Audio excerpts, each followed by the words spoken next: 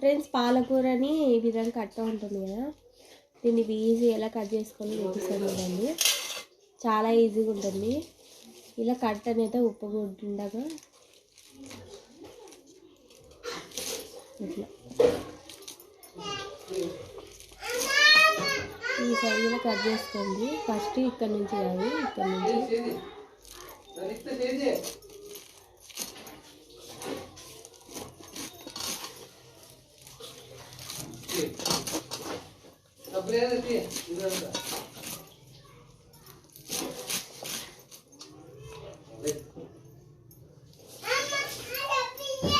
ఈ విధంగా కట్ చేసుకోండి. చూసారు కదా,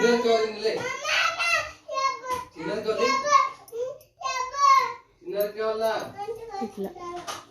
దీంట్లో ఏమైనా వేస్ట్గా ఏమైనా కనిపిస్తే మీకు ఇప్పుడు కుండిపోయినది అలాంటిది పారేయచ్చు.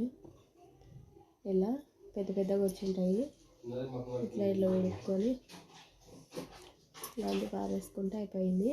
దీంట్లో మీకు ఇంకా బాగుంది అనుకుంటే ఇలా కట్ చేసుకొని ఇది పారేయచ్చు. తొడిగా